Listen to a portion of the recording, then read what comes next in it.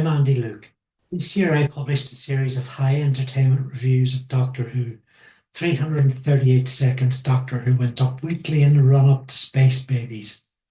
With the exception of Empire of Death, because of an actual death, the colourful innovative videos went up within 2 to 3 days of an episode coming out. They got decent viewing numbers, but zero responses from the Doctor Who tube community of makers, which is sad. This video collects the Patreon editions of my 2024 videos.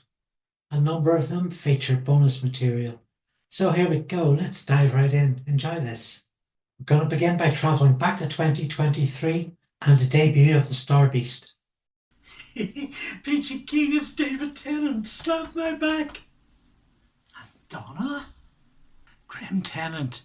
Interesting. Logo you. We open the shard construction not begun until the Moffat era. Meh. Gentrified dining pods. Great to see iconic Camden again. Camden's all about the boxes. And I'll be glad to see Donna out of that refrigerator. Jesus, stop saying what. It's weak scripting. I didn't realise this actress was trans. Now I'm gonna get more offended. I hate this, I hate it, I hate it. Tennis suit and Donna's being ageist. I love her loads, but what a dick. Would a cabbie picking up his family just leave them for a stranger? Good chemistry here between Carter Collins and Tennant. Dialogue feels natural. Nice touch millionaire Donna being affected with Doctor's altruism. Matt Green, a voice of the resistance. Like this, it feels a real industrial environment. Love this Iron Giant. Josie Wingate's many names. Donna says she was part responsible. How woke. Jekyll and King gives good earnestness here and much more likeable than before. Donna swears mother's vengeance. Love this mise-en-scene, TARDIS resonant. It's harder for older generations to communicate around an accelerating visible LGBTQ population. I appreciated the empathy for Sylvia in this scene. She's so much more likeable than in 2008. This kid was much more likeable in 1938. Meep meep! The Meep's instantly adorable, perfect in puppetry, animatronics acting and Miriam Margolyes voice acting. Hearts. And these proto-insectoids too, lit for only minimal reveal. Hologrammatic whiteboard. Shirley Ann Bingham. This one's delivery is a bit homely. Hey, chum. For someone in the military, it's a bit at ease. Feet up. Butter scones or face a tribunal, I suppose. That door's problematic with social models of disability. Sorry about the stairs. Well, it is a kid's show. All hail the lava lamp. This scene looks beautiful. The Meep is in full cute. The set design is gorgeously magical realism. My gerbils bit through my fairy lights. Scary buggers. Yasmin Finney gives us a lived-in character. I'm so glad Mills and Gibbons' work was chosen. Both were key in building 2000 AD, Watchmen, the whole modern era of British comics and beyond. Great sense of rising drama here. Space Rat. Meta Crisis. Peachy Keen Tennant never did it for me, though I hate the dark grim trend. Tennant's at his most watchable and powerful when doing this. His Jessica Jones run made me crap bricks. Donna has an intentional barbarity to her, not a turf, which makes her one of the best companions. Comedy around Wolf's status also working as a sweet, where is nice sting, give death a wedgie. I thought the pronoun chat was funny. People moaning about politics in this episode. Ha! What did they watch? It's not like tonight's episode was talking austerity, the disabled or Rwanda. Maybe if we can focus on quality of story, we can stop baby tears. This episode is a good example. I'm a woke snowflake and I'm banned by GP News. Canon is broke, but the force fields are massively not so keen. The Wraith, zombies and unit mass property destruction, shooting people in the street.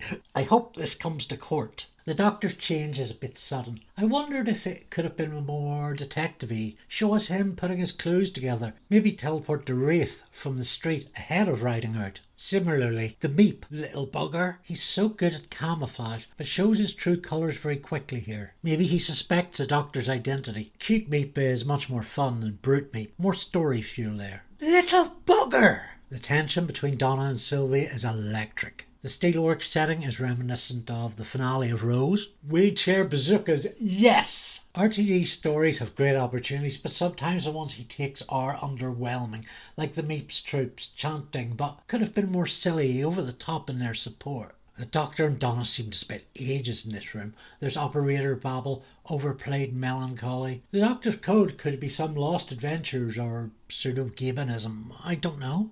The Meep is Fracking London, reprised in case we didn't get it. Yeah, fracking gets a bad rap. Defend fracking. Get away from the window, boy. Donna didn't put her money on my patron. Donna's changed a lot. I wish I was more of old Donna, even super brain Donna, to bridge a gap. The problem with the original Donna Melta Crisis is it was a nasty piece of story from a writer who has no form writing nasty stories. Removing the meta-crisis threat doesn't obey the logics of story, and like much else here, it's rushed. It feels a bit like RTD's Superman travelling back in time. No, I like the intellect passing down through genes and memes. Confining views of non-binary to gender or sexuality misses a point. Non-binary thought takes us on an adventure of discovering. Chaucer, Mars and Robot Shark put me down for that one. The TARDIS space here is set for Tennant's run, but I'd not want to work in something so open plan, and Donna's have some friends spiel is lovely. The coffee fire is pathetically schlocky. Then only children watch Doctor Who. Ring the bell to subscribe like it was your last day on Earth. And like this video. Like it for your lives. This is the episode I'm most excited about because I know nothing about it. Wild Blue Yonder, it's gonna be like David Attenborough stuff. Good day, Mrs. Merity. How's this bell end?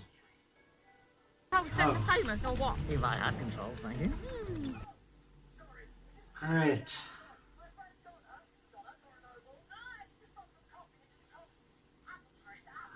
Fantastic. On my TV, the previous episode and this one have something seriously askew with the sound mixing. Low volume on dialogue, it's worse when it's buried under the loud score. This overly spacious set has been prepared for in the too big TARDIS lobby. Oops, it's gone to repair itself. Also known as, it's not you, it's me. But Tennant assures us everything will be fine. I've heard a lot of criticism of this main set, but it's alright, and I'd say could you do better? And that should be the barometer of... No. It's on screen for nearly half an hour. Too much has happened in the last act of the Star Beast. Here the first act is as empty as that corridor. The Doctor turns the camera on. Oh look, it's the adventure game. Was it Crystal Maze? Nothing. At the edge of creation. Fascinating. I've never been this far. The Doctor lies. The noise on the pipes remind me of classic ITV mockumentary Ghostwatch. Ah, Mr. Pipes, you were so much more fun. So we've got these quite good red and blue filming scenes. Hey, do wasps make honey? I like how the narrative disorientates the viewer's perception of time and place. My arm's too long. What? And I'm not sure why these creatures would admit that, though story logics, the Doctor's arms are better than Donna's. And we get glimpses of creators had fun making this. Look.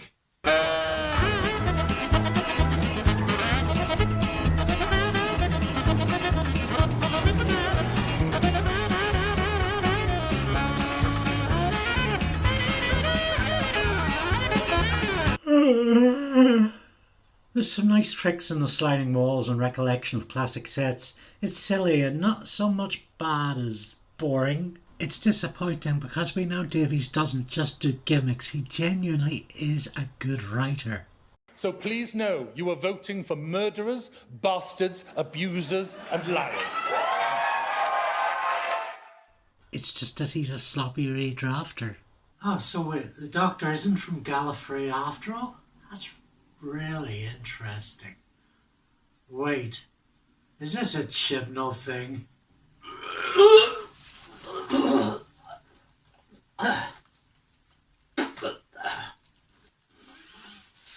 Oh look, it's the same colour as the spacesuits from the Satan pit.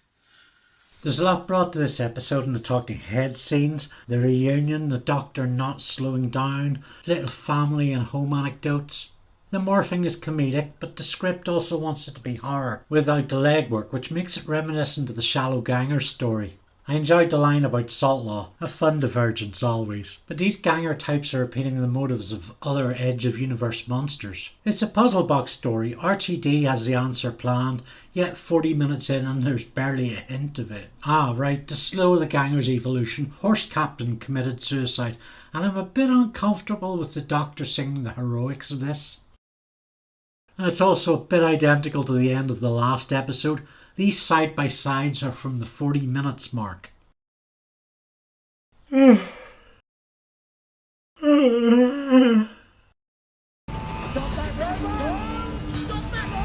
More boring chases, though David Tennant on all fours is awakening something in me. There's a nice bit of seamstry of the bomb countdown and the TARDIS return coinciding within the story design. The TARDIS sings now. No kidding. When Moffat's coin was in, the box got stuck on I Am the Doctor. Goodness gracious, great balls of fire!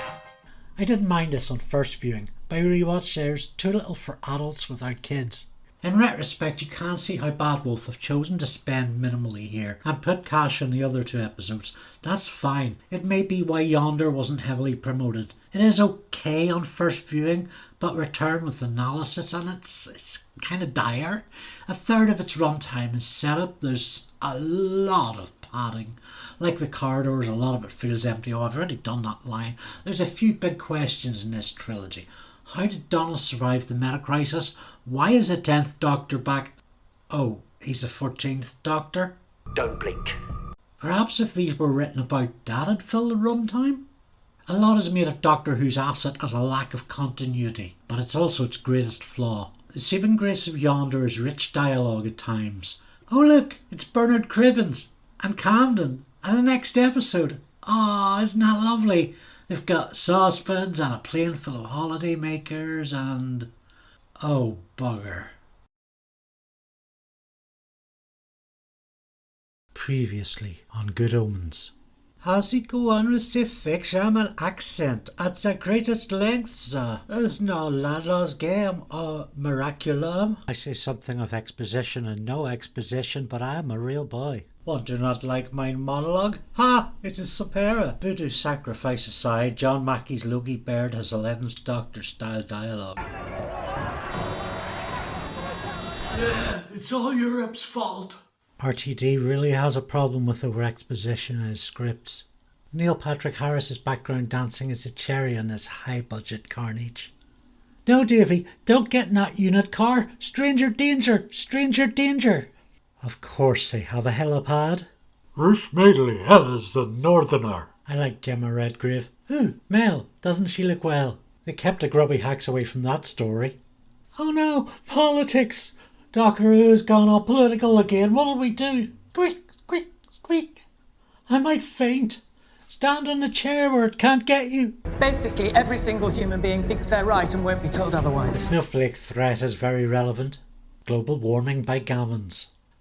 Vlinks, you're a red rag to cannon. Vlinksy, vlinks, vlinks, vlinks. A man who changes his face and cannot be trusted.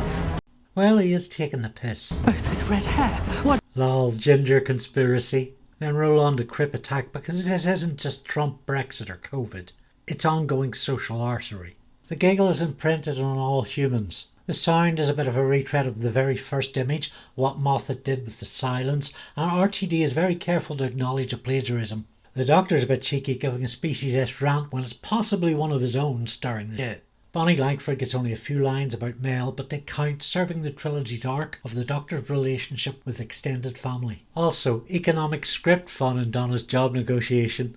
Doctor, Stooky Bill was televised the 2nd of October 1925 at 22 Frith Street, Soho, W1D4RF.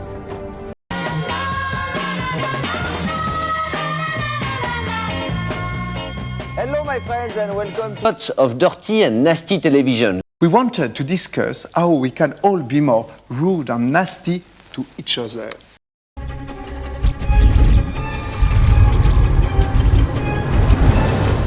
Wild Brown Yonder. The Doctor doesn't know his identity, which is interesting in a story where the villain is sure of himself. But before you can think he's moping about how Donal could die, it's his fault, at length and STFU, Peter Parker. Melancholy is so sweetly sickening I might slip into a diabetic coma. The puppet man is great fun, mind. Oh, but it's all about Tennant. Outside it be all raining. The Time Maker is gaming. So you be God of fearing. Ripping off Neil Gaiman. Jesus, I'm no sleeping tonight. Bite its head off! The Time Maker's piling on of accents is a callback to the N-word in the original Celestial Time Maker episode, but not in the case of the character. There only suggested racism. Celestial also meant Chinese. Time Maker, he wasn't Chinese. And if he wasn't a racist before, he's racist now. Die Epochen von Moffat und Chibnall sind offensichtlich Fanservice, aber ich trink. I love that the master is a tooth. This level of silly is just right. They shout, and they type, and they cancel. Brought to you by the Conservative Party. That's cut. Salty. Millennial pop dancing villain. A little old hat for Davies. But hey, great balls. Oh, how I am liking this. The gun, mit the laser und the bang und the boom. Get back inside! Get back! No! Every game is Canadian and audience, yeah. The Time Maker starts a chat about having many faces. Here it comes. Why the regen to 10? So come with me. The Doctor tries to pick up a skank and maybe one day he'll succeed and really work someone's redemption arc.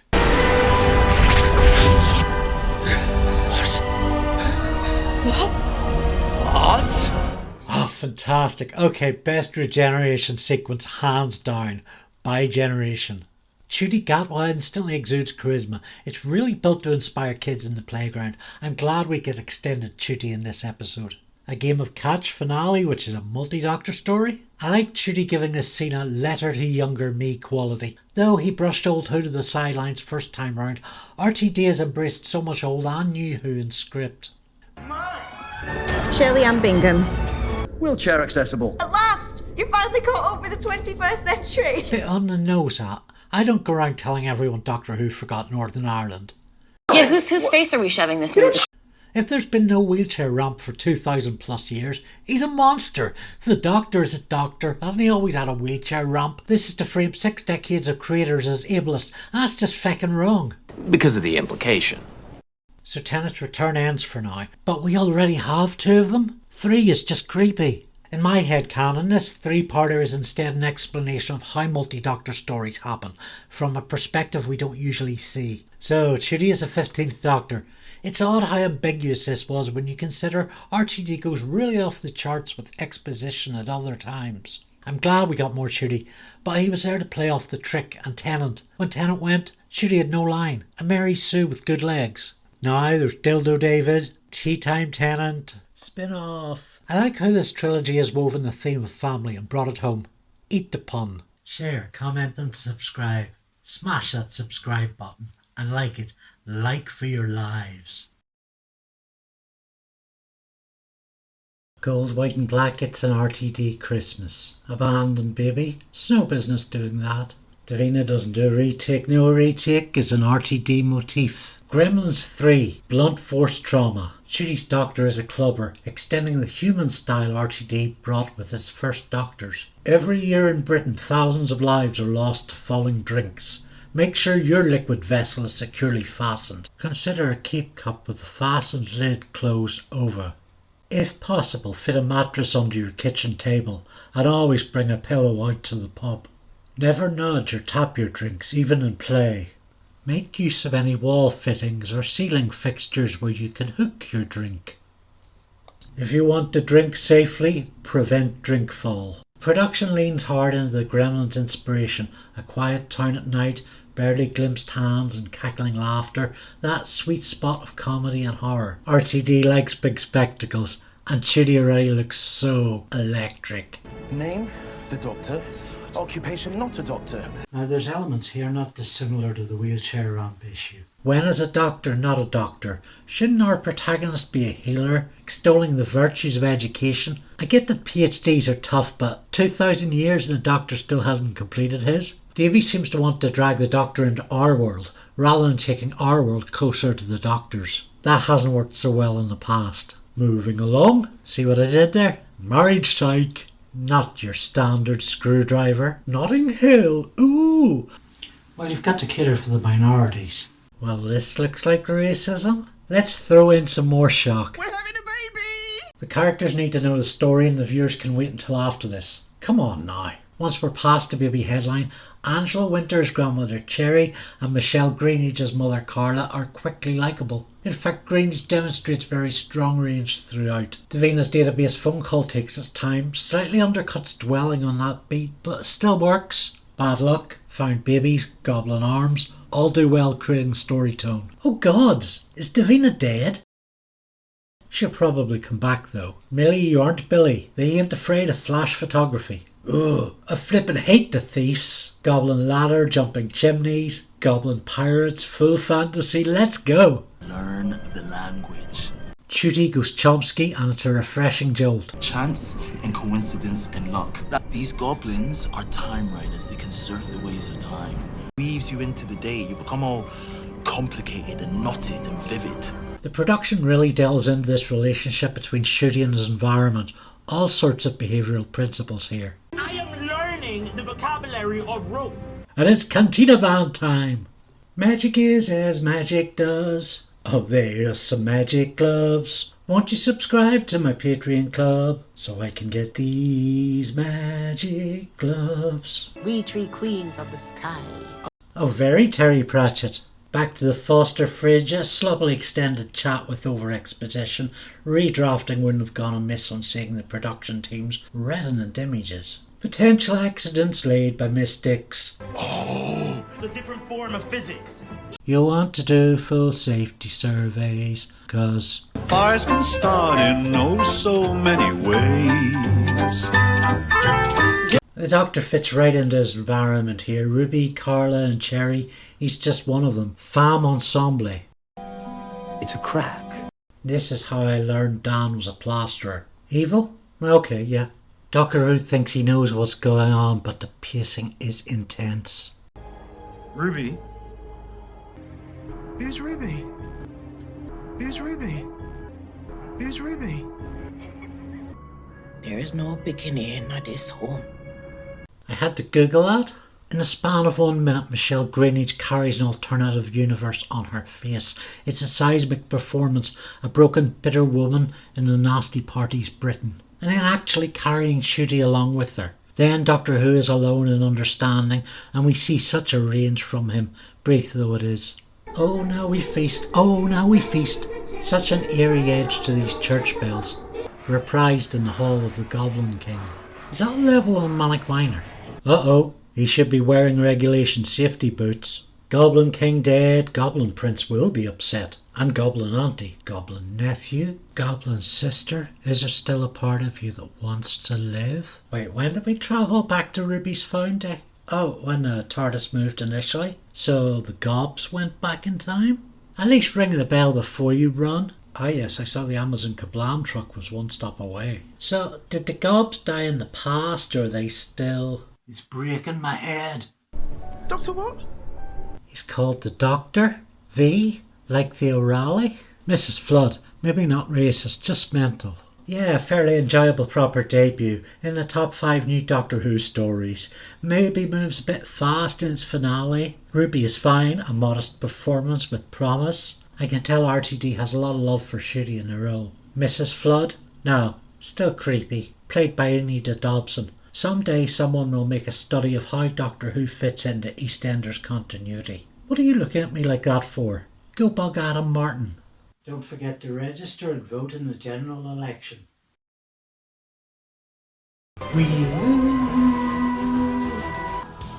So some lovely married gold at the outset. Ruby's first time in the TARDIS makes her an onboarding to, let's face it, a very odd idea for a show. In case you've never heard of it, this wonderful skeletal console, colour changing lights. Colour changing lights, I've got those. Green River, Wyoming, which still looks beautiful today. Rubathon Blue, 57th Hatchlings. Open up the extended media floodgates. Millie Gibson does have Billy Piper energy. Lots of questions, lots of excitement. Very routine running up and down corridors and silly monsters. And it's an event for the ears. Listen, and Mary Gold's little touches are subtle and nuanced, delicate backgrounds. And then we meet Eric and friends. So cute. I hope Eric doesn't turn out to be the monster. Oh no, they couldn't. They're like nearly born anti-Daleks. Hey, maybe they'll get Ncuti to try out their pram. Kids are such a novel idea to soften hearts. I say that. And I fucking hate kids. I like the design of the space station. It's like a rattle or a stroller. I suppose it's a bit like Babylon 5.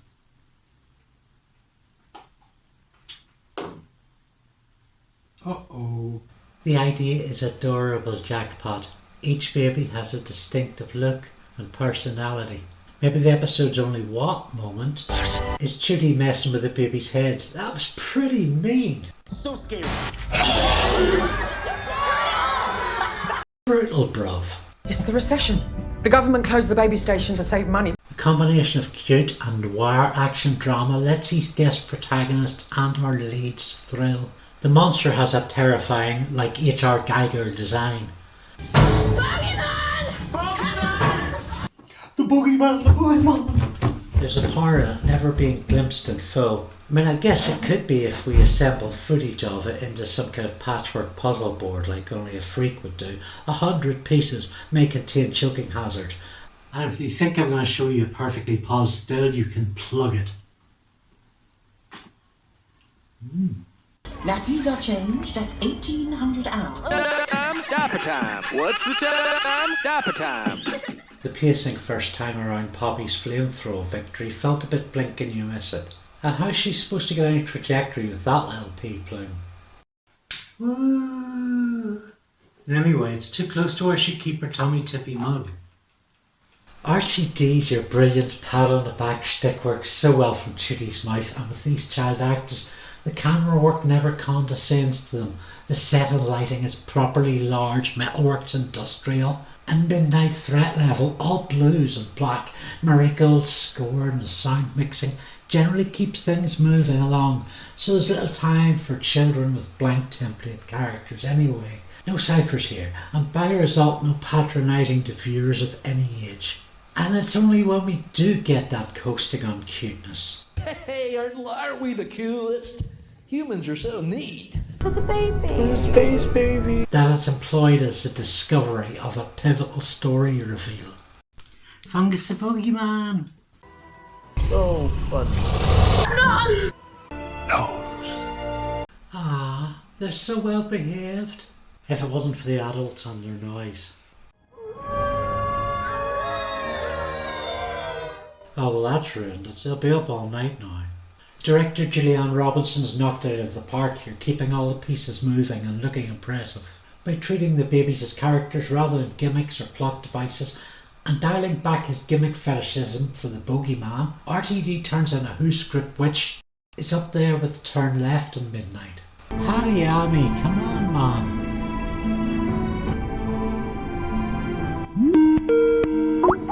Yes. You see the scan of Ruby Sunday? What do you think it means? I'm dealing with the Fizzle. And we leave off on Christmas Day with perpetually grumpy Michelle Greenridge. But no Mrs. Flood. You wouldn't like her when she's Angie. Space Babies addresses issues of difference early on, with the babies' bodies not growing in time with their abilities, as well as Poppy's felt failure as a captain, and in Eric's impairment, which does thwart heroism. It plays out the through line with the bogeyman, so different as to be cast as a creature of pain. Bogie is subject to the same pain as Jocelyn, who is cornered by the carer's dilemma: hang in there, or turn away and turn down hope. The bogeyman, existing in the colder lower decks, is a metaphor for her suffering, but is only a part of the story, maybe the important part. If everyone on the station dies, the governments won't manifest its story. Space Babies is laden with politics, with mentions of genocide and refugees, yet does deliver with care and light-handedness. Compare it to Turn Left, a brilliant political tale, but overted by the authoritarian dystopia, so powerful, so looming large, it causes a disconnect because we cannot stand against it, although what we can do is care. Also, there's mucus in your brain. Hit the like button and smash the subscribe. They've been very naughty. 1925, the same year the Toymaker appeared. Props to the sound and music crew who immediately put us at ease. Maestro is a new dynamic. Topsy-turvy orange hair for Roald Dahl type presence.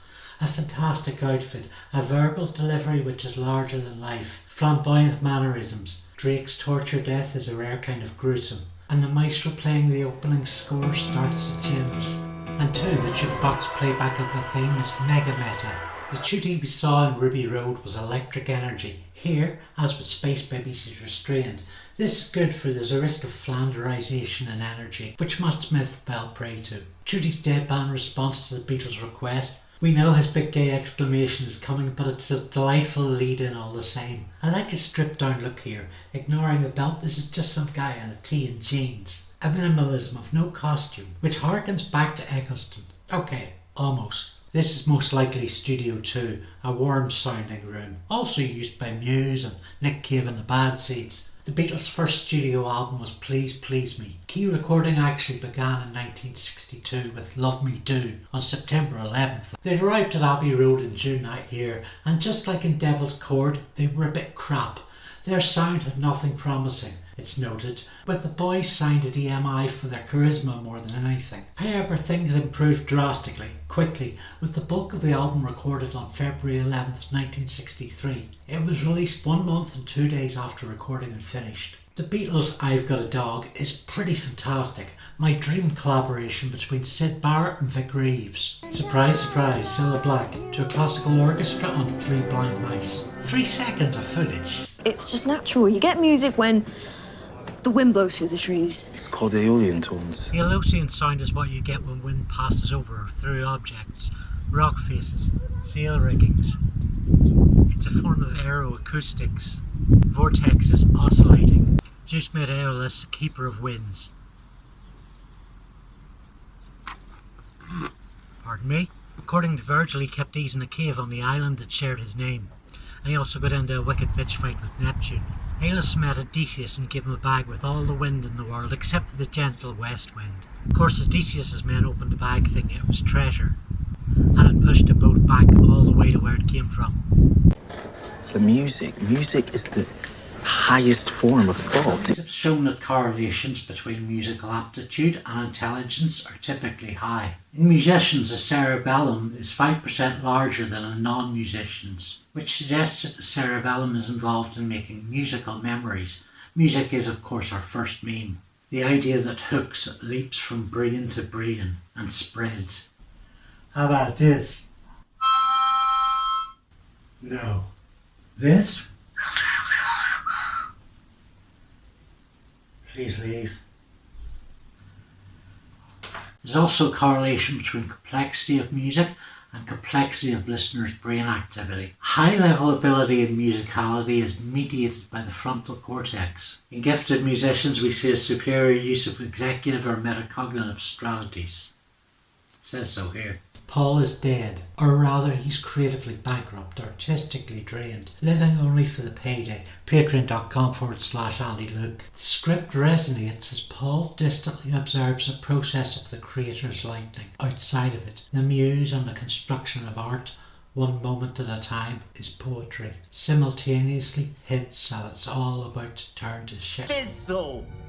You are disgusting. A world where the beauty that his music is the enemy is a novel concept. Can't bear whistling, Doc. Which RTD commits to with economy in its gravitas. Mavitas. The people opening windows is a gorgeously shot series of little vignettes. Maestro's Song of Laughter is immediately recognisable as Giggle. Maestro is played by Jinx Monsoon, a drag artist with a high-profile presence for more than 12 years. Their Wikipedia entry reads like an agent's best bookings list. Here, Jinx is animation incarnate, manic energy in their eyes, a certain inspiration for a game of hide and seek. They are iconic in the role. In this episode, we see Monsoon dressed in an array of beautiful and unique outfits. The performances are very physical. Here the tension ratchets up by turning the sound off for close to a minute and bringing it back slowly, diegetically. Must be part of the pantheon. One trick, once, that's all you get with the gods. In Who, we've seen plenty of mad followers of gods. That's cult. No, David, cults. But this is not the first time we've seen a god in Doctor Who, and the lead character has even been spoken of as a god. They call him Time Lord. They are like honey and butterflies, and as high as 20 skyscrapers on top of the highest mountain. The Doctor is a gale-force hurricane, yet fluffy and made of peaches and cream. Tying in with press rounds in this unbroadcast scene from the Ruby Road script, we get a suggestion of a new mission statement, science fiction overridden by fantasy, and I'm looking forward to it. Besides, it's not dropping science, just a navigation to the scientific humanities. Religion is an area already rich in stories. The notion one person's god is bigger than another's is divisive. You can almost imagine the gods becoming frustrated, contemptuous, that with all this richness of spiritual concepts that are available, why reduce it to one plaintive single note? We can respect ourselves, we can respect multiple gods, or at least the ideas. I can't think of a more universal audience outreach than embracing pantheism. It's impressive how quickly RTD's script has established a mythos for the show, and it already feels lived in, feels huge and vast, populated with a variety of characters to come. Apocalypse London, Millie's acting suitably reacts to the burden of a city utterly devastated. As well as gods, there's Ruby mythology, a hint of the impossible girl arc, but feeling much more substantial and intriguing. This is the famous Abbey Road piano. The Mrs. Mills piano was built in 1905 and brought to the studio when it opened in 1931. Named after Gladys Mills, not Heather Mills, a popular music hall pianist with sing-along style records, who recorded in this era, it is a Steinway Verdant Grand, and the studio had it chipped off so to lack the hammers, giving it a metallic tone. Some strings were detuned to give it a little chorus sound. Battle. Director Ben Chessel really leans into this, giving us a strong concept as memorable as Blink, Listen or Space Babies. Maestro's expressions are properly cosmic god. The continued use of superimposed graphics is very much a lift from the storytelling used in comic books that we've recently seen imported into CSI or Sherlock. It creates a visual equivalent of surround sound. As media draws from the internet culture, we see it more, and it's intriguing how well this will be used on screen, mixing new digital with old gods. Epic in scope, the Giggle 2, this time it's Pantheon, and the Bugle of course, with its evocations of destruction. Episode 2 has all the tour-de force of a series finale, and so I should mention John and Paul, played by Chris Mason and George Capel, respectively. As not the subjects of the episode, they are humble, yet memorable. They strike a balance between defeated and charismatic. Well, that'll beat a bugle for breaking a wall. I didn't hate always a twist at the end. I didn't have any emotional reaction. Okay, I did. Please make the Susan twist reveal at the... No, now, please. I appreciate how it makes sense as an in-theme story structuring. I just wish it had been more catchy. Piano notes, Pelican Crossing, just a joy. I challenge anyone not to leave this episode with glee on their faces. Oh, really people? Really? Really? Next time, don't muffle them off. Don't forget to take the bins out. At 44 minutes, Boom is the shortest of the new Who episode. It's a world of pressure sensitive landmines, psycho-robot medics, and where dead bodies turn to chew sticks for dogs and dead people turn into holograms. How well the battlefield is realised by the Who crews are rock and fire, smoke and earth. Faith is a key focus of the episode, faith versus facts. More than anything else, it's an overtly political story, so strap yourself in, kids.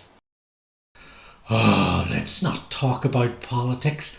I don't understand it. It's always gonna be divisive. And I agree bombing people is wrong, but when you consider it from a different angle, it's just Doctor Who at the end of the day, which is why we're all here. The UK is the world's second largest arms manufacturer. Our biggest customer is Saudi Arabia, who have been dependent on using them for the bombardment of Yemen. The UN called it the worst humanitarian crisis in the world. We're also supplying to Israel. Nobody is saying bombing people is okay. The people who are bombing people don't want to be doing that. And anyway, they don't watch Doctor Who. Don't forget to like and subscribe to the stream. As it happens, smart mines are sort of a thing. The US Close Combat Systems for Army research on mines that can be fired, remotely triggered, mines that roll out other mines triggered by vibrations and radio-controlled units. Presenting the sensational new Villain Guard smart mine, sure to please a man and lady of the battlefield, unless they're on top of it. Thank goodness the ladies are watching their weight. How to fight terror? Well, with terror, silly Billy. It has a range of illuminated settings from ambient to disco. You're either with the smart mine or against it. Pick a side. The ambulance is played by Susan Twist. She's been popping up rather a lot lately. Moffat has anger at the decline of the UK's National Health Service. Don't tell me Moffat the writer is not going to use that. The free at point of delivery NHS, once a jewel in the UK's crown, has been methodically shot at, stabbed and set on fire. In 2024 it's experiencing record shortages in staff numbers, government spending and the largest referrals of a broken population with the worst life expectancy in Europe. Once free healthcare is destroyed by capitalism, it can only be returned with weapons components as part of the mandatory package. Moffat's treatment of Millie is like Donna or Clara in that she stands up to the Doctor, although almost certainly doting on him. Or maybe it's me, maybe I fancy the Doctor. The Skyboat song in its original 1782 Gaelic was about unrequited love and rejection. The 1870 English treatment is about a monarch's journey as he evades military capture following a wartime defeat. The 1968 treatment is by the Doctor that contained part 6 of Web of Fear. And the President's wife. Of course, is not from the Skyboat song. As a good Mr. Who considers his final moments, Moffat has him delved into what people have said of him, a potent legacy. And when he settles his hanging leg on the ground with success, the poem is used to refer to how the stories other people tell about you are not you, and how you can refer to that to put people at ease. The poem is a mantra for centering. It's my adrenaline, I just need to focus, just need to relax. If I wanted my blood pressure to be low, I would simply command my body to make it low. This episode put me in mind of the submissions guidelines for comic book scripts sent out by John Freeman, editor of Doctor Who magazine in 1990. The Doctor is catalyst for events around him, part of the action, not the cause of it. Although the focus is on where he has his foot, that is atypical of the whole conflict. As such, the Doctor's quality is of a bystander, an observer.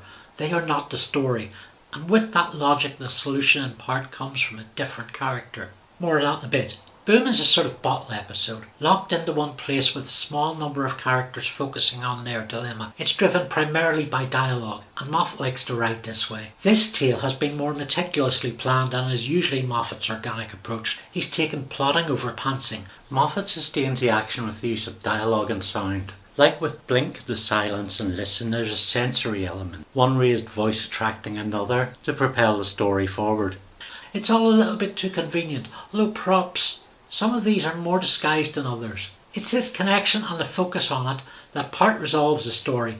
Anglican Marines, Villain Guard. Castarians also sounds like something he came up with. Castarians, Casturbarus, the tuneful familiarity pinpointed for a good rug pull. The victims of the Castarian War are actually victims of friendly fire. Oh, what a great line this one is. Everywhere is a beach eventually.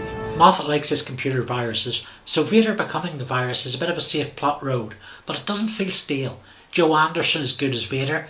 The guest casting is all good, but especially Verada Sethu as Mundy Flynn, who literally moves with her eyes. Not sure why her name doesn't appear in the BBC website credits.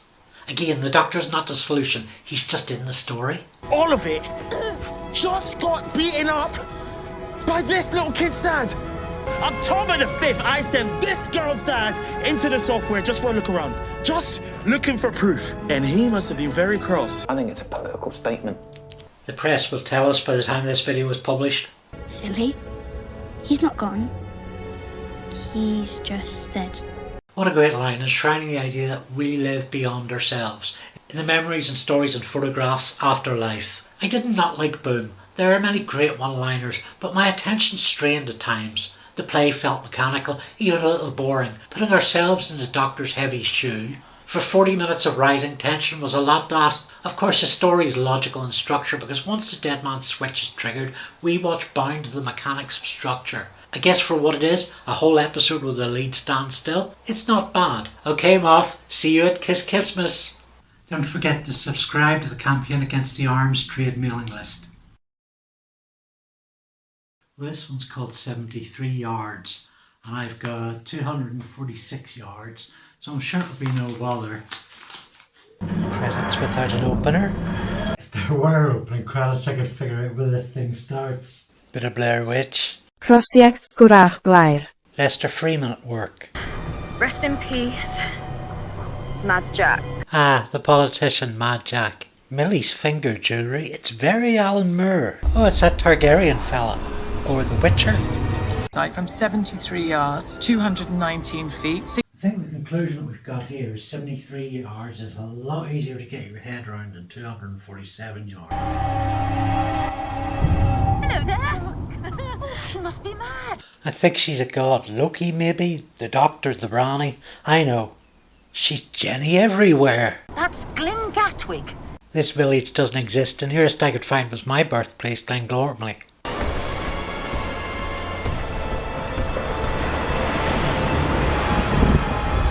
Pren Marw. Feet, 66.7 meters. Mae torchwad yn bentwr mawr o ffawpiau.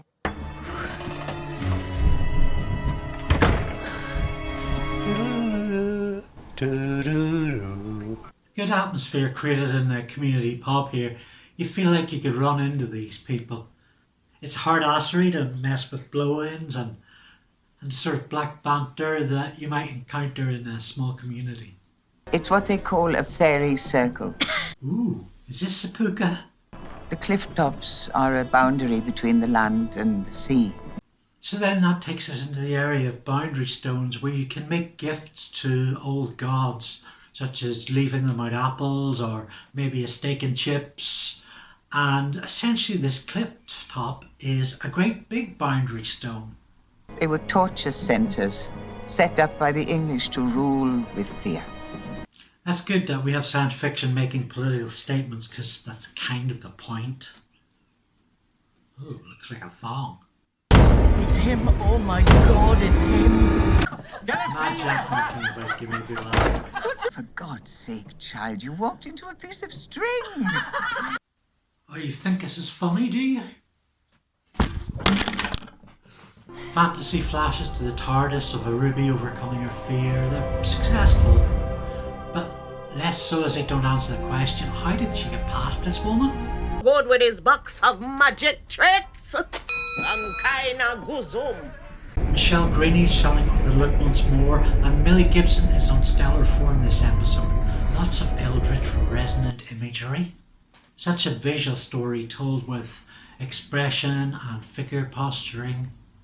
I think this timeline might be suspended along your event. You know, that's a hell of a chat-up line. Hey, I once positioned her right in front of a police car and they just drove right around her. And if you sit in a room with no window? No, I can't see her. But I know she's there. 73 yards. I have measured it 100 times. I've measured it 1,000 times. 73 yards. She's at the end of that. The chat with Kate shows us many scenes that haven't been filmed, what Kate and Ruby have found out in the intervening time. And what we see is an enhanced abandonment of Ruby. It's a haunting story. Mad Jack, they used to call me. The year is 2048. Ruby is 40. The government has collapsed in shame. If people are worried about anything, it's the cost of living. It's inflation. It's a price cap. Nothing new there then. I have pledged to defend our borders and set us up on high as one of the greatest nations in the world. But we're members of NATO. When did NATO ever, fire a nuclear missile? Ever? I see a bit of Tory lettering. Oh no, it's new Tory lettering. Now we're talking. Ruby uses a stalking scarecrow as a bullet, positioning enemy against enemy. And this couldn't be more political, because it's all connected. The RTD2 era is steeped in politics, and I'm here for it. In fact, so far it's many times better than the RTD1 era. It's not lame, it's brave. And a Dr. Lighttail this early on totally blindsided me. There's a real sense of mystery and intrigue around this episode. And it constantly keeps you guessing. It's a real emotional horror piece.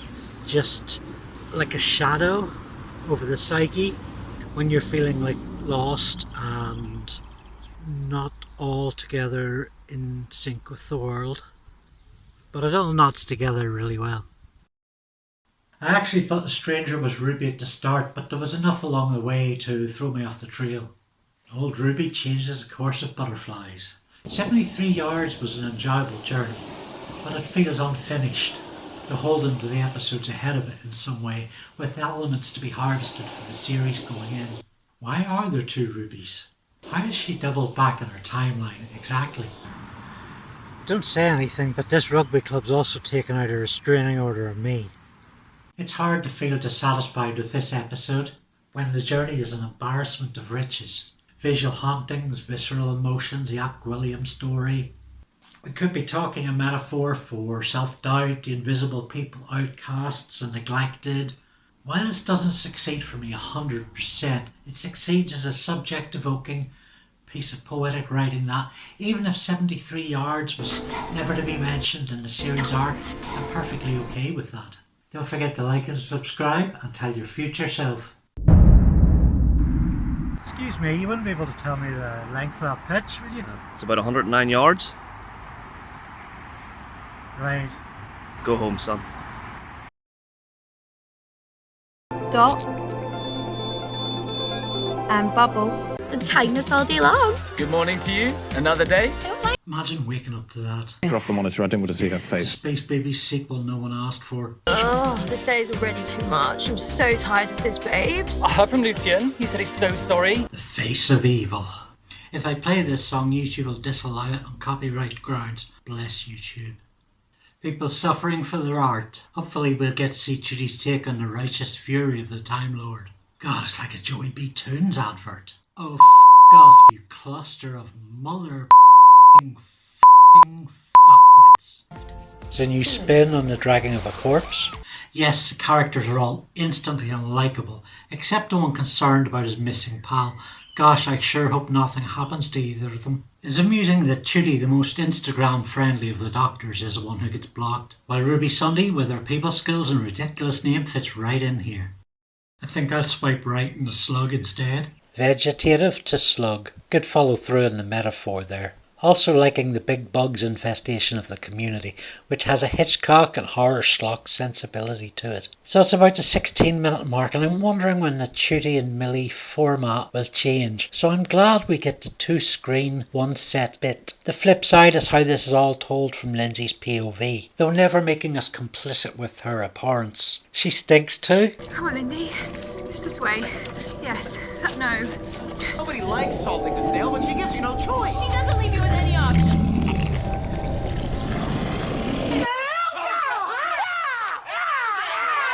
You just have to do what I say and walk forward. The reintroduction of Ricky September and, oh, he's actually quite pleasant. Huh? Is this the doctor catfishing her? I tried to warn people on my videos, but they kept getting deleted. Ricky talks history, stops her from the slug. White doctor? Yes, we know how alphabets work. Fucking hell, I'm missing Sesame Street for this. And the setup is massively flagged. She's an ex-target, assures Graham Linehan is a predictable and vile writer. But it's really, really nice to meet you. And you were so Bye-bye, Susie. Bye. As charming as Ricky is, his getting thwacked made me laugh. It's a bold follow-through in Lindy's choice to sacrifice him for no more reason than she's a bitch. The more of the doctor just stepping back and watching the story happen. And Ncuti's friend request is denied. It's a curious poise, counterculture refugees made up of the next gen of the ruling class. And a really odd place to end the episode. Certainly bold, but madly tricky ending.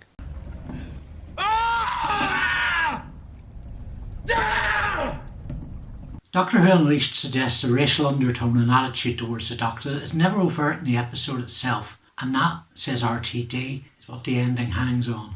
So let's break it down and talk a bit about that. The components of the dot and the bubble give us an astronomical picture, one satellite in orbit. Though it's Lindy as the dot main character the orbit revolves around. At least so she thinks. Bubble conjures images of isolation and echo chambers. So let's leave the race component aside for the moment and think about issues of class. Though Lindy's social circle doesn't look like it, they are on a par with private school elites. The institutionalised who run states into the ground in 45 days are usually much more. No, not just anyone. If you can afford it, obviously. She couldn't admit to a scenario where she'd be saved by an alien. That's you and me. Notice the wind. It's used to accentuate nature's otherness for her. The rain never flattens her head. YouTube promotional rules won't let me show you UK premiere Rich E in the rain. And you know what? It doesn't have to be about race as long as you think. It's fair to say that the race element here is so quiet and nuanced. I didn't see it right away. I wonder, will you be 10 minutes into it? Will you be 15? Will you be 20? Before you start to think everyone in this community is white? And if you don't think that, why didn't you? Dot and Bubble isn't so concerned about having a message as it is about asking you and I to talk about relationships. So let's see how that conversation is going in the first batch of reviews. Yeah, I don't think you know what a parody is. Oh, White Rider. Weak tackling of racism. Oh, White Rider. Oh, White Rider. Oh, White Rider. Are they all racist? Oh no, benefit of the doubt. But expect to see plenty of racist writing to come of this episode under fair commentary and freedom of the piss. I don't know how much I can talk about race as I live in Northern Ireland, a mostly mono-ethnic region, albeit one that every person and their cat seems to have an idea about how we should self-identify. For generations in social studies, writings have amounted to a trend considering whitelessness as racelessness. Barbara Applebaum defines the area of critical scholarship as a quest for invisible structures, and invisibility comes up quite a lot. Far more predominantly than whites feeling any kind of race hatred is our notion of white privilege as centrist invisible. Peggy McIntosh is a key author in this area. She says we have these social, political and cultural advantages that we're not taught to recognise. Unless we're filling in forms, we tend not to think about our whiteness. McIntosh proposes white people examining whiteness as opposed to racelessness can help and gain valuable insights. Maybe you want to look at it this way, or as class income, like having a TV and being able to watch Doctor Who and then going and whining about it to all your little mates. Of course, it makes the episode a lot richer if you think of several different things at the same time. I'd not be surprised if this episode is further scorned, but will age incredibly well.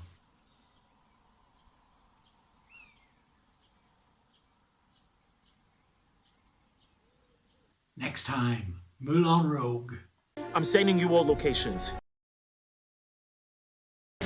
Welcome to 338 Seconds, Doctor Who.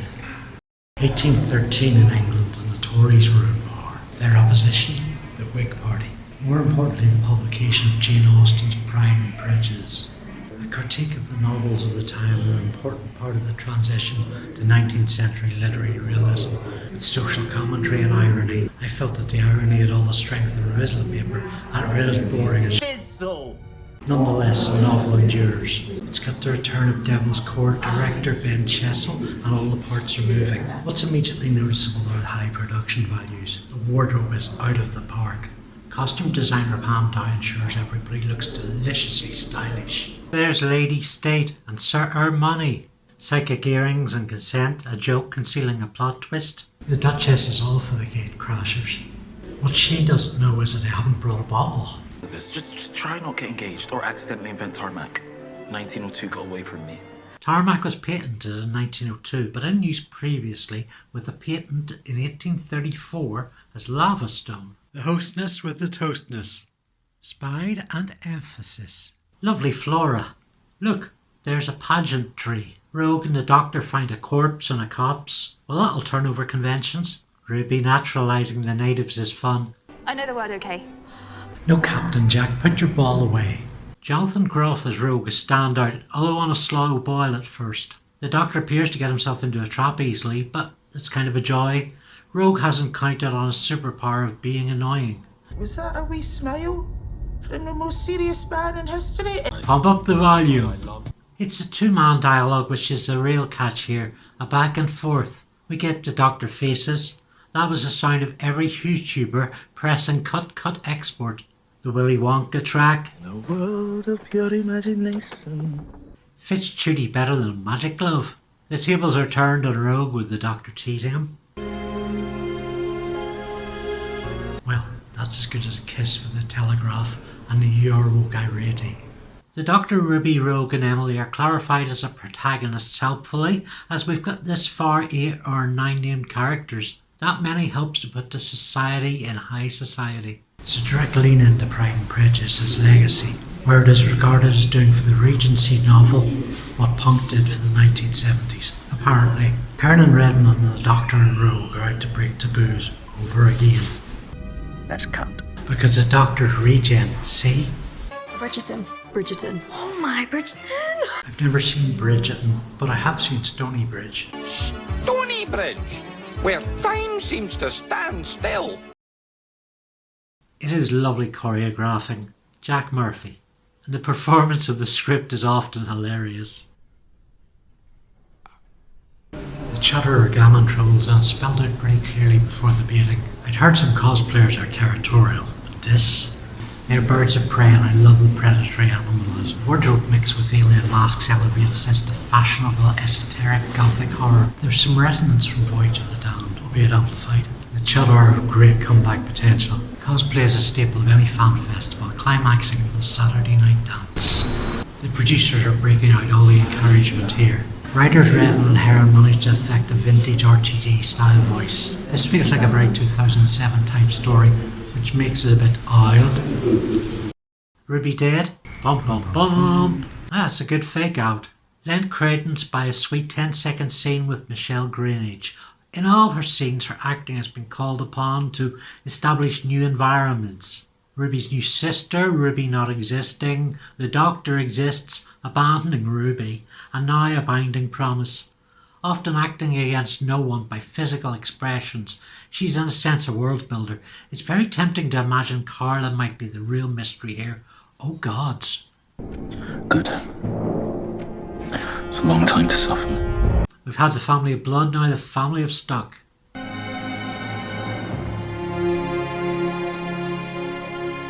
Do it live! I'll write it and we'll do it live!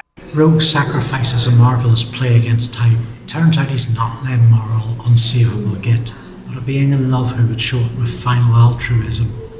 Until now, Ncuti's Doctor has only told us of his tragic losses. Here it's shown with volumes of authenticity. All in all, a decent script elevated by fantastic production values makes for a fine hour of entertainment. Don't forget to buy all my books. Previously on Buckaroo.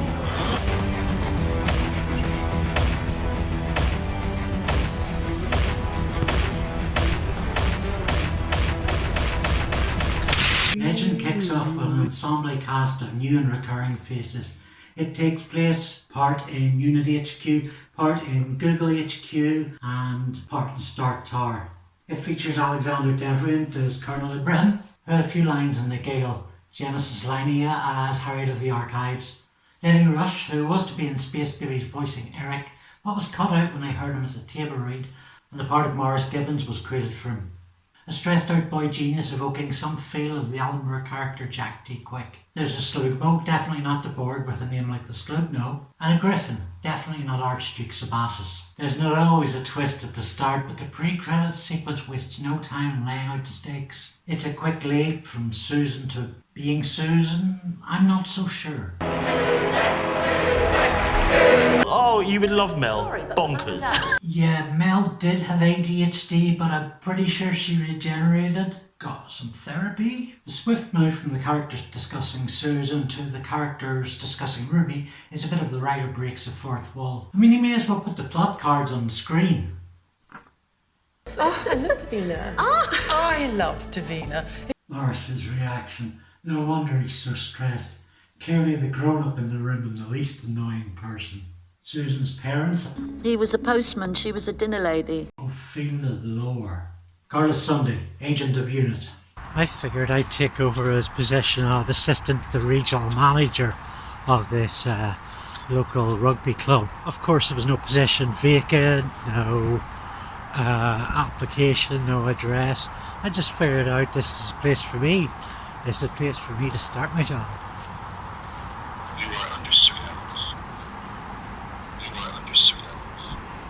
There's a storm coming in. How would you like a nice kick in the crutch? Angie Watts, I knew it.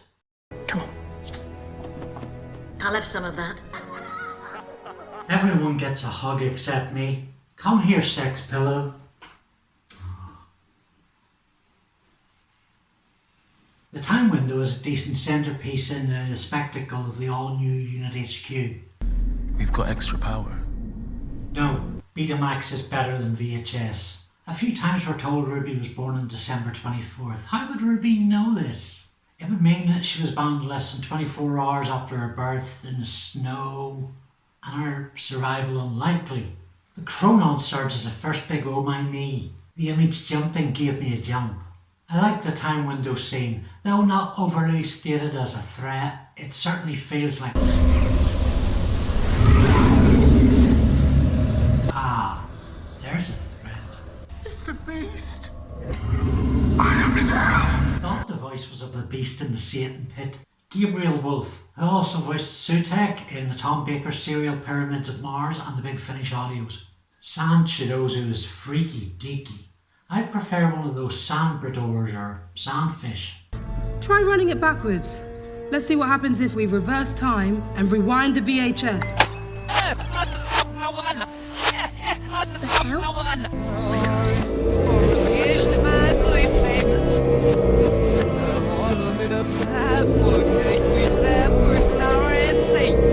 Leave the TARDIS alone. The blinks! Scan the target! Bloody kids! Leave the TARDIS alone. Gad says this life form is woven into the fabric of the TARDIS. Oh, you do not want to go poking an angry, possessed TARDIS. I think we can succeed. I'm just a guy that knows PowerPoint. The last 5 minutes of Legend feels suitably Judgment Day. The possessed spiel has a sense of the epic about it. There's a magnificence of evil prose, and it very much takes a leaf out of Neil Gaiman's Sandman. Of disaster, and her children who doubt and dread, and standing on high is the mother and father and other of them all.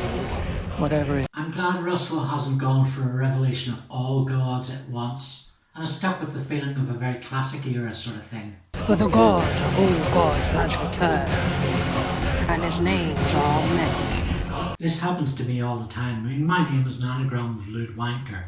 I'm going to disagree with everyone as is my trademark and suggest that this is perhaps the weakest episode of the season. It's not unenjoyable, but the sort of thrills I was looking for in it don't really kick off until the halfway mark. There's a few too many contrivances and a little too much feel-good coasting for my liking. Not even any political message in this episode, unless we count the Theresa May dance. Sad people don't like politics, okay, cut the feed. And I mean, the view screens that keep on repeating his name are a bit much. Couldn't he just get like a nice name badge, you know? There we go. Yeah. Can't deny these last 10 minutes of the episode have been massively overwhelming, and there's so much still to process. It's been an immensely enjoyable episode and I'm looking forward to the next one. Now don't forget to like and subscribe to my Egyptian death cult, and my YouTube channel as well.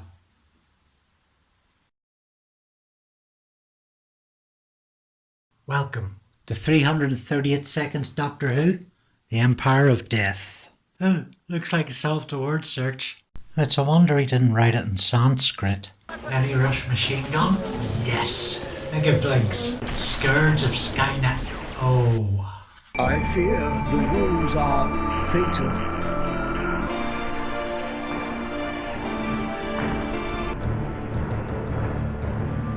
Wipeout.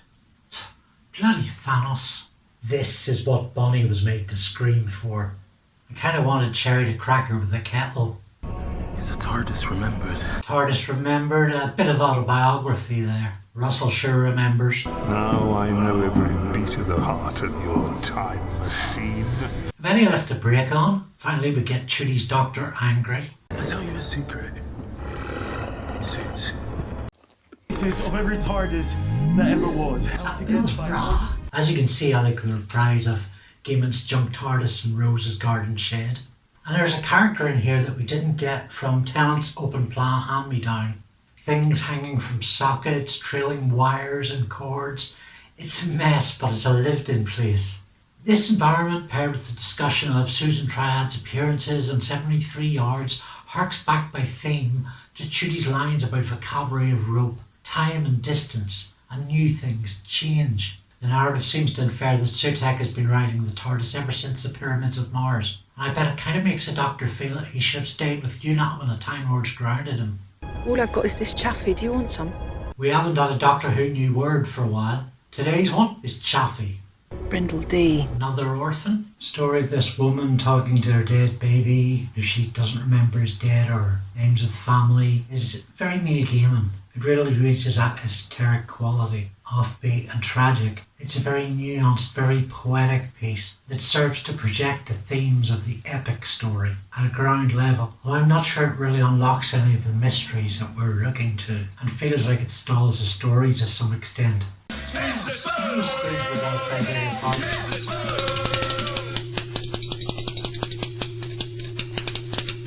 That could be tricky. She's going to have to pour the coffee. Maybe she's using a grinder. I'm not sure Mel did meet Einstein. I mean, I've looked at the wiki and everything. I think the doctor's misremembering. Very much shades of a commentary on COVID here. That black cloud, that imminent fear of death, complete isolation. Another indication of this is that the doctor has become a plague carrier. And that paranoia that each of us felt, wondering if we were silently transmitting COVID-19 onto others without even being aware of it. And we see this again with Mel with the cold and feeling tired. Of course, I'm not surprised she's exhausted all the bobbing up and down she used to do. Roger William, do you say? Coming to this key plot point, it must be a reference to Peter Davidson's regeneration. Doubts around 73 yards ending are revealed. Ruby's shadow self of warning off words will appear to be a sort of Sutek influenced projection, but with little light on it here, that's an educated guess. So the Doctor uses the worst PM in history to uncover the series' big secret. The bait and switch works well here. It's good action beats. I've heard a few fans say that they're uncomfortable with the big TARDIS space, and I really like it, but the problem is that it's not used. There's nothing to fill it. Its design is a signifier of the great space within inside the TARDIS, which could well be a universe in itself. We don't know. And past adventures have used it for things, but in this case, the environment lays empty. It is bare inactivity. So it works and it doesn't. And how it works is a second bait switch here. We think Sutek's going to get inside. So taking the dog for a walk is RTD's reset switch, only marginally better than the last of the Time Lords. There's a simplicity to it that cheapens the payoff. Opinions will differ based on the age and outlook. It's a bit much to have the Doctor tour the whole universe in 3 minutes of runtime. Surely there'd be some way to make this count. Have the finale shown as achieved, but get into the detail next year of the Doctor crossing the runtime stream and... oh, right. My feeling is if you're going to rip off a story, it may as well be one of your better ones, and maybe don't rip off a finale for a finale. Writers, be sneaky. Hooray for animal cruelty. Bet they're gonna quit smoking. Strike a pose, there's nothing to it. Vogue. Yeah, but they won't be rehiring Harriet Harbinger. All of that's still true, is it? Absolutely. You are who you are. Do all Susan Twists exist? I mean, how many Susan Twists are there? Is this a Crisis on Infinite Susan Twists kind of thing? I think Unit can use you. Yeah, so my name's Andy. I'm looking for a job. I watched Doctor Who on Saturday. Big fan of the Brigadier. Good typist. Sure, I can start Monday. I have issues with the focus on Ruby's mother, mitigated some by Michelle Greenwich's performances. Ruby's mother as key identity seemed to strike at diminishing Carla, who for the little we know of her is a brilliant mother. It doesn't quite work for me that we have Ruby's mother triumphant over Sutek as a vessel to pour beliefs into. Yes, that is how gods are made, by humans. So it works perfectly well as a piece of poetry, but I'm much more of the love of the school of road mapping, world building and storytelling architecture, at least in practice. Those are the sort of stories I like. And while we can have both, I'm not getting that here. I'm glad it's not one of those cafes where they put stickers in your cups. Unless he knew her name. What are the chances of that, her coming into Ruby's regular cafe? Now screw this bitch, she left Ruby in sub-zero temperatures. 2004 had cafes, hospitals, we even had libraries. In those days you weren't allowed to talk in them. I talk about family in a way that I never did before.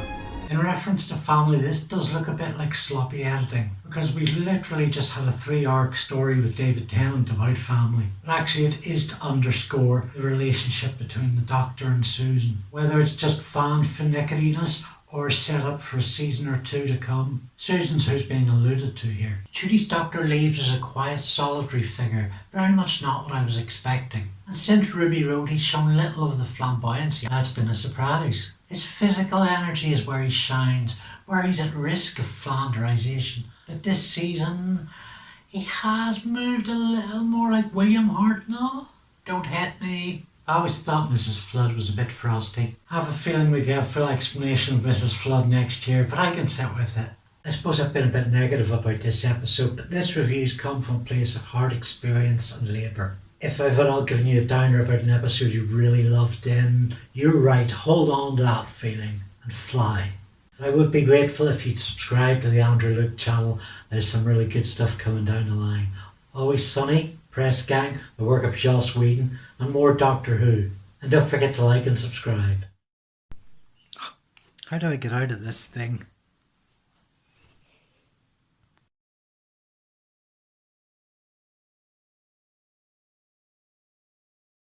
This is the final 338 seconds Doctor Who.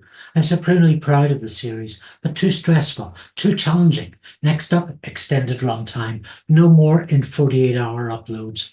This is not a Doctor Who only channel. It's not an incitement to get toxic channel, and it's not a channel of 5 minutes stretched to 25 where filler goes on and on and on and on and on and on and on and on and on. So let's do a roundup. Think of it as a clip show, but with all new audio.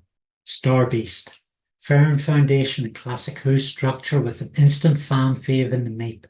New Who energy and classy domestic buddy adventure, and a new Who resolution that means well but doesn't quite stick the landing. 7, 8 out of 10. Wild Blue Yonder. Impressive SFX at feel and a flat pacing. If wallpaper had a flavour, this would be egg or tuna and sweet corn. Plot and theme are disorganised, with some big arc lifting that's so nuanced as to be incoherent. 5 out of 10. The Giggle. Epic players, cosmic stakes. Across many landscapes, a brutal nightmare world plays out. Neil Patrick Harris grows on me, and now it's enjoyable and memorable. It's loaded with too much heavy lifting and deep service. 7 out of 10. The Church on Ruby Road. As great as it is, this even improves with age. Consistent in quirky character, innovative in substance, including a Murray Gold score, it's strikingly visual. The show's boundaries open into fantasy smoothly, the lead exudes charisma, and the episode has a strong pace. Gremlin's wild energy with a Tim Burton vibe, a suave doctor full of mystery, the paranormal is here, and an old showrunner bringing a whole new game, unpredictable, macabre, fun, and Michelle Greenage. 9 out of 10. Space Babies.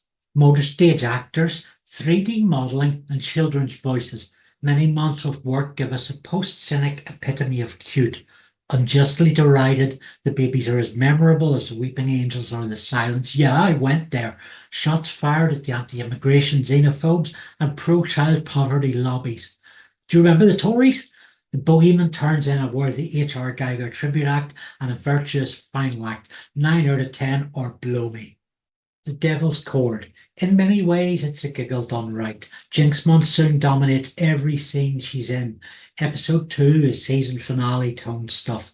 We get glimpses of the dystopia of deities, a post-Time Lord New Order, visual riches galore. The Beatles are B-plot, wisely ensuring nostalgia mists are intimate. Epic and experiment. 8 out of 10.